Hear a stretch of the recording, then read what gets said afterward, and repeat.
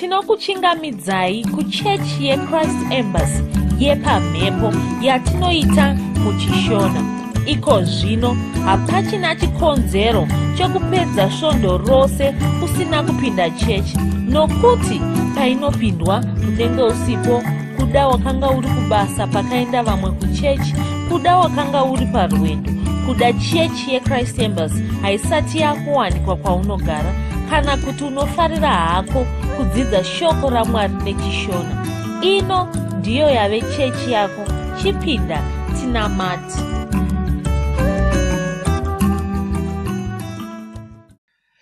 Tinokuchingamidzai kuchechi yedu yeChrist Embassy yatinoita pamhepo muchishona.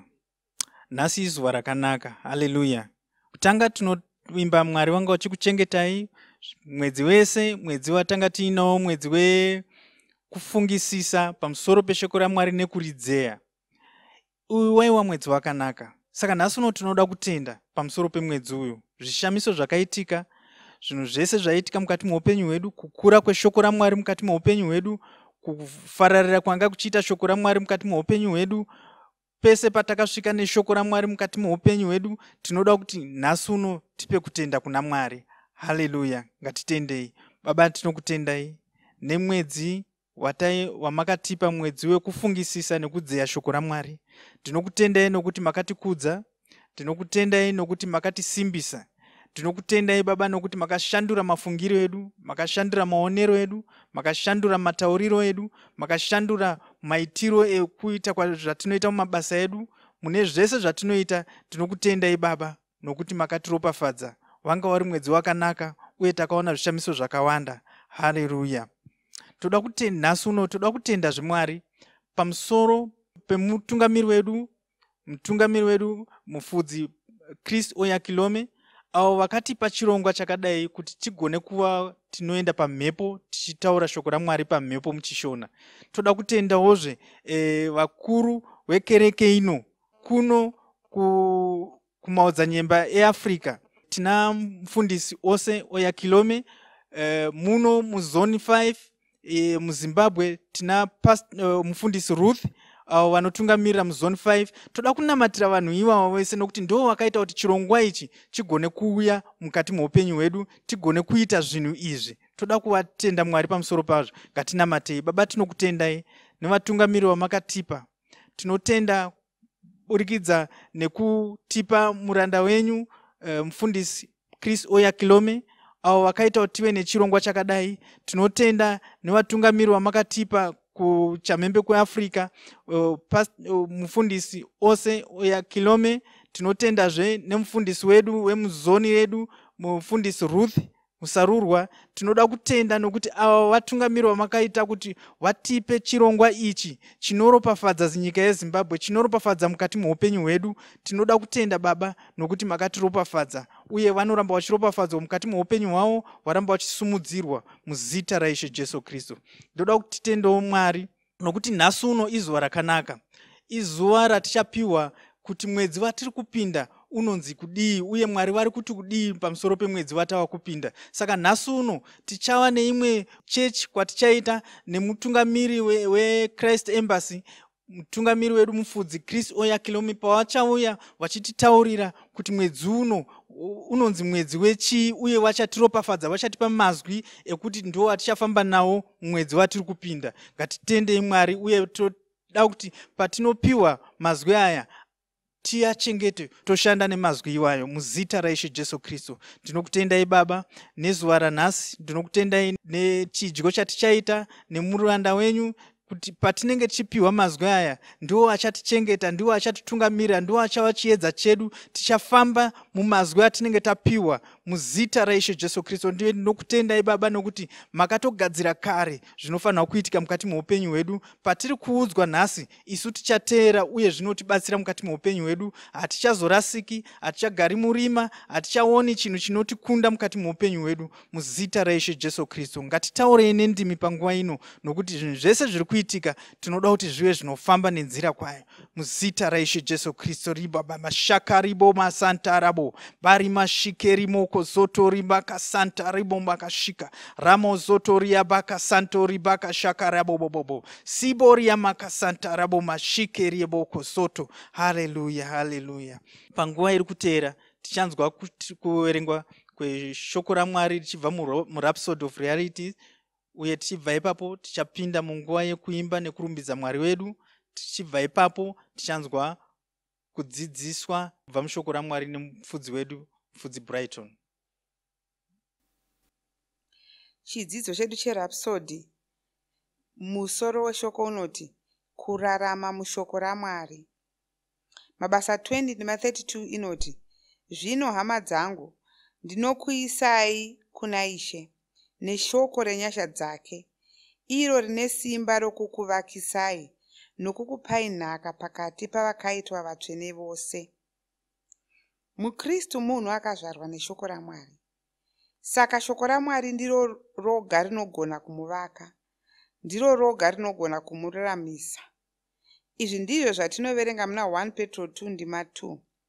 Ndima iyi inotaura ichiti, sevacheche vachangoberekwa, pangai mukaka womweya usina kushatiswa, kuti mukure nawo mugoponeswa.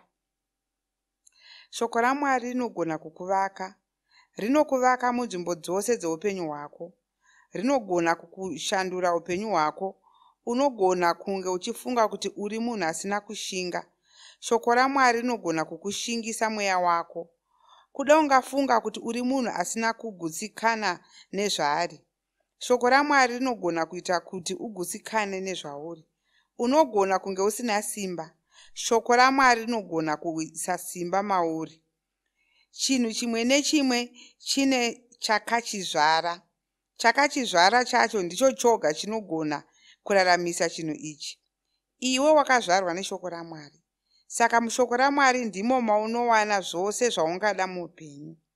Haufaniri kurarama usiri mushoko raMwari. Ungafa. Izvi ndizvo zvatinoziviswa muna vaRoma 8:13. Ndima iyi inotaura ichiti, nokuti kana muchifamba netsika dzenyama, muchafa. Asi kana muchiuraya mabasa omuviri nomweya, muchararama. Mwari vane nzira yavanoda kuti urarame nayo. Nzira iyi ndiyo yaunofanira kurarama nayo. Nzira iyi ndeyekugara uchikunda. Inzira yekubwinya. Inzira yekubudirira zuva rimwe nerimwe. Inzira yekurarama mushoko raMwari. Ndima yatavhura nayo ine mashoko ainopedzisira nawo.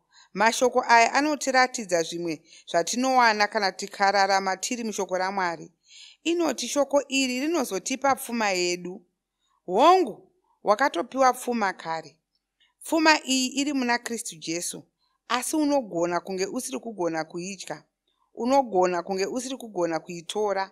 Shoko raMwari rine simba. Simba iri ndiro rinokutambidza pfuma iyi.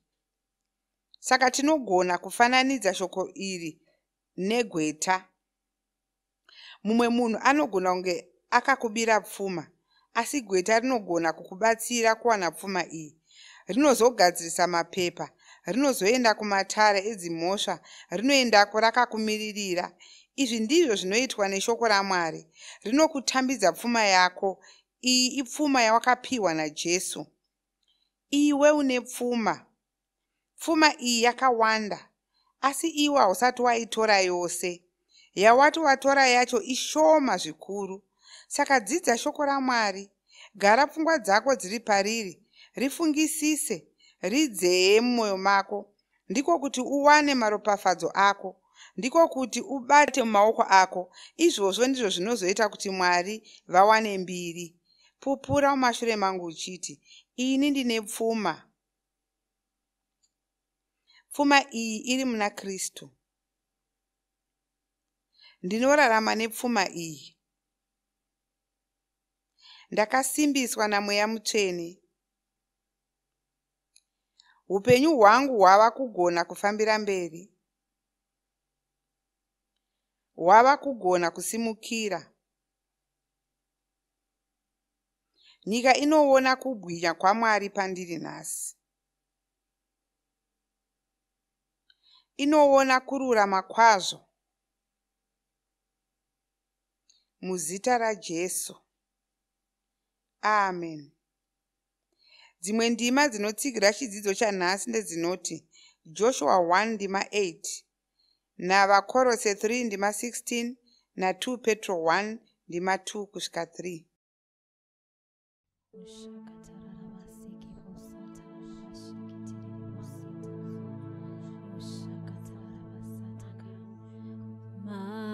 Makanaka Jesu, makanaka Jesu, simudza ruoko rwako chiti, makanaka Jesu, makanaka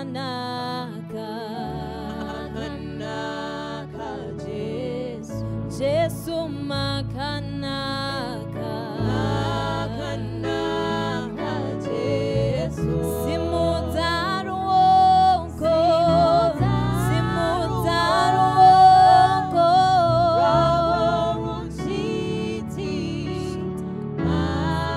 makanaka Jesu, tinotenda, tinotenda Jesu.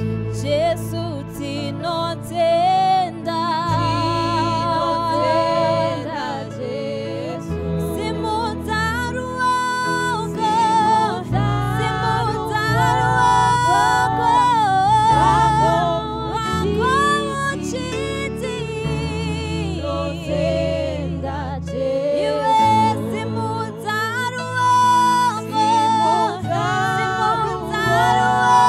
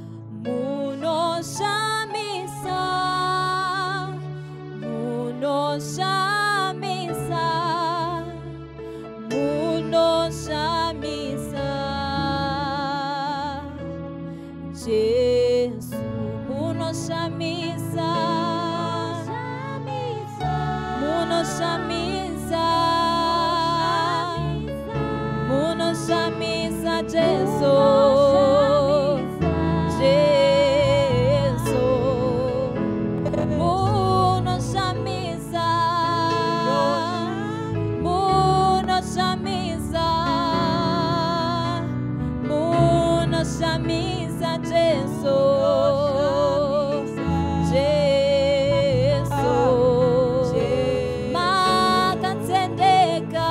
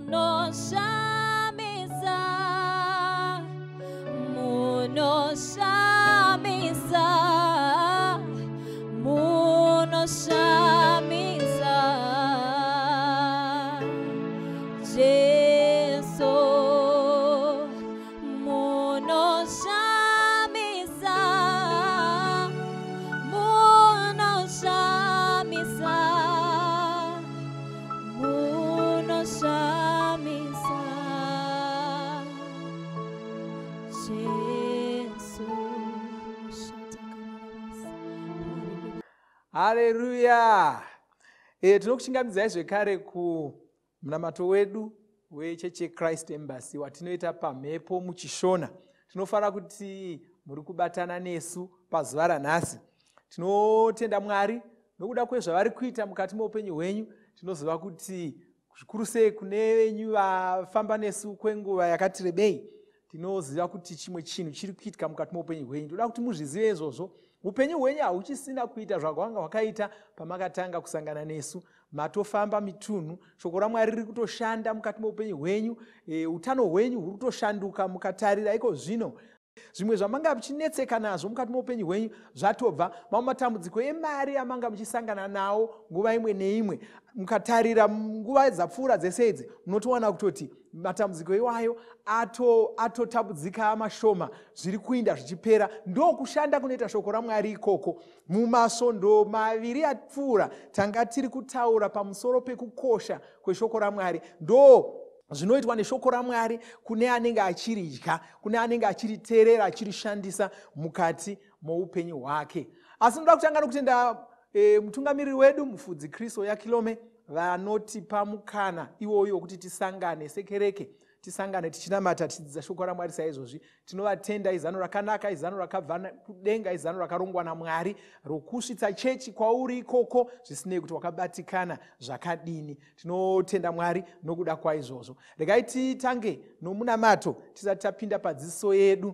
Haleluya. Baba, ndinokutendai, ndinokurumbidzai, ndinopa mbiri nekudzo kwamuri. Ndinokutendai nokuda kweshoko renyu, nokuda kwenguva yamatipa iyoyi yokuti tisangane tidzidze shoko renyu. Ndinonamatira muno mumwe wandiri kusangana naye iko zvino, ndichitaura kuti zvinhu zvikuru zviri kuitika mukati meupenyu hwake, shanduko huru iri kuitika maari muzita raJesu Kristu. Vasina kuponeswa vari kuponeswa, vanorwara vari kuporeswa, iko zvino vari kuporeswa nyangwe pavari kunzwa shoko irori ratiri kutaura nokudzidzisa pano. Nokuti shoko renyu ishoko rine simba, ishoko rinoshanda, ishoko rinoita zvarinovimbisa nokutaura muzita raJesu Kristu.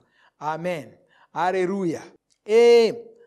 Tinoda kuti nhasi zuva rakanaka, uye sokutaura kwandakaita pamunamato wesondo rapfuura takakuimbisai tikati pazuva ranhasi ndo pazuva ratichaziviswa nomutungamiri wedu muprofita Mufudzi Kristo Yakilome, vachitizivisa kuti mwedzi wachikumi uchange uri mwedzi wakaita sei. Vachatizivisa izvozvo. Rangarirai kuti mwedzi wachivabvu watakabuda mauri wanga uri mwedzi watanga tichifanira kunge tichifungisisa nokudzeya shoko raMwari. Ndinovimba kuti vazhinji venyu makaita saizvozvo. Mufudzi Kristu vanga vativimbisa vachiti kana pane vose vachange vachifungisisa nokudzeya shoko raMwari sokurayira kwavakaita, vanhu ivavo vachatanga upenyu hutsva.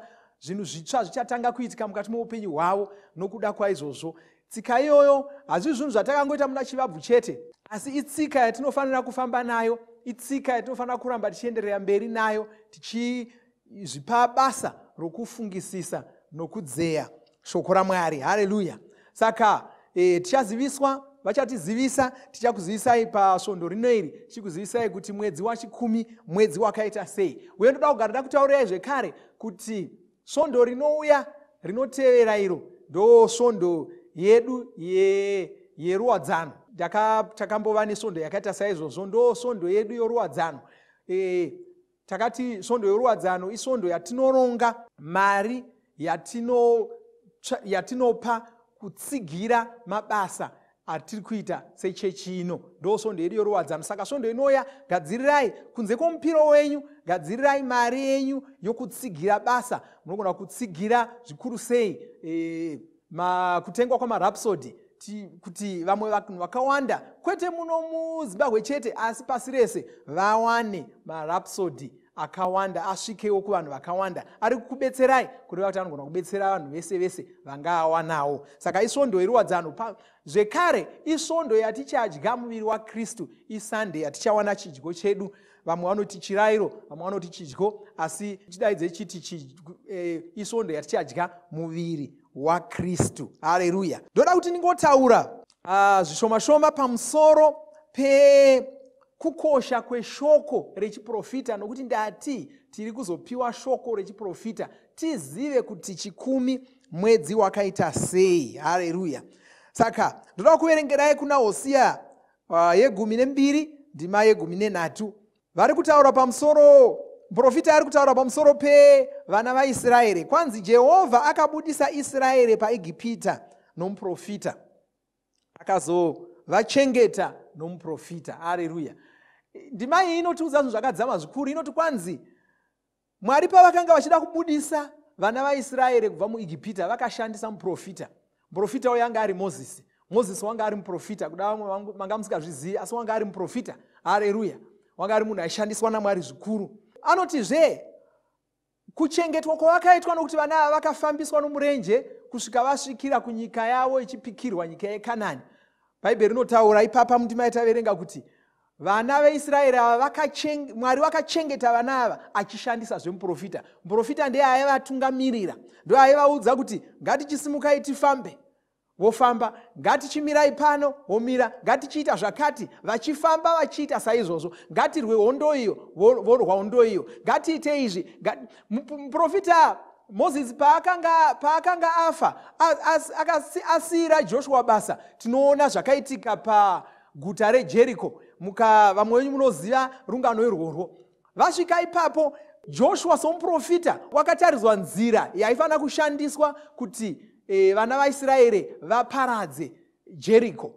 Kureva kuti vana vaIsraeri kufamba kwavo kwose, rwendo rwavo rwose, kurarama kwavo kwose vaitungamirirwa nomuprofita. Uye kana muchitarira mubhaibheri muchaona kuti nguva imwe neimwe vana vaIsraeri vanga vano muprofita, ndiwo waivatungamirira. Hapana panguva yavakanga vasina muprofita.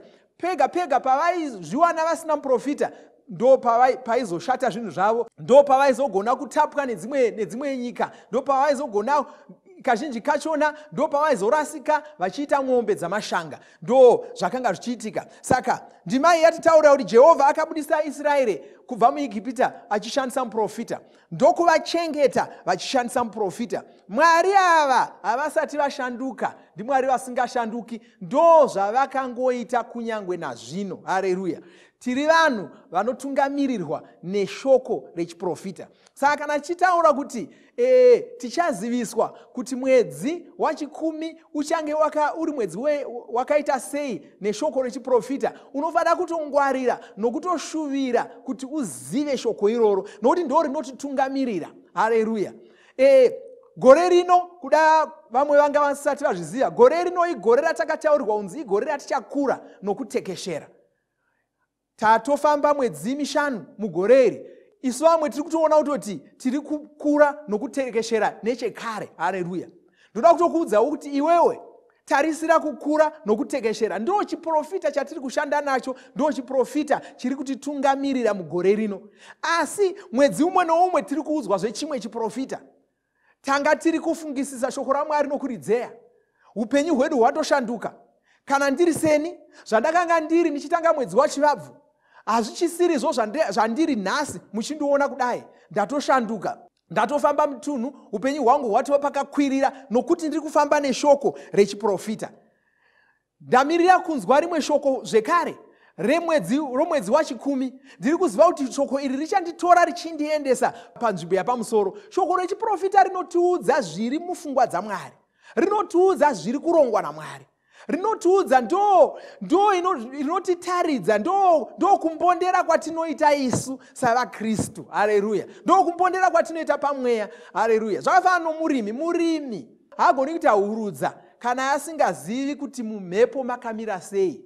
Ndosaka achifanira kugara achiteerera redhiyo yake kana kuti achiverenga mapepa kunzwa kuti gore rino kuri kutarisirwa kuti mvura ichange yakadii, kuri kutarisirwa kupisa zvakadii, mvura yokutanga iri kutarisirwa kunaya mumwedzi upi, uye ichanaya zvakadii, ichanaya kwemwedzi mingani, chando chichange chakamira sei mugore rino. Haleluya! Kana akaziva izvozvo, anobva aziva kuti saka inini ndichazodzvara musi wakati, nokuti kwanzi mvura ichauya musi wakati.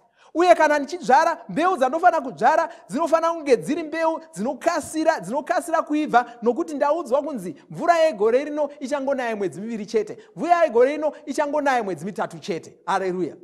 Saka ndo zvatinoitawo pamweya. Tinoudzwa kunzi izvi ndo zvatinofanira kutarisira. Tichitora mwedzi wachivabvu, takaudzwa kunzi kwai mwedzi watinofanira kufungisisa nokudzeya shoko raMwari. Zvairevei kwatiri? Zvaireva kuti zvaititaridza kuti Mwari vane zvavari kutiyambira ipapapo. Vari kutiudza kuti mumwedzi uno, vedu wee, fungisisai shoko rangu, ridzei mwoyo mangu. Nemakei, kureva kuti Mwari vane zvavanoziva zvichaitika, zvaida kuti tinge takatutira shoko raMwari mukati muupenyu hwedu. Saka vakagara vatiyambira vakati, fungisisai shoko rangu, ridzei mwoyo menyu, rikoshesei mwedzi uno, nokuti kwatiri kuinda uko ndo ramuchafanira kurarama naro.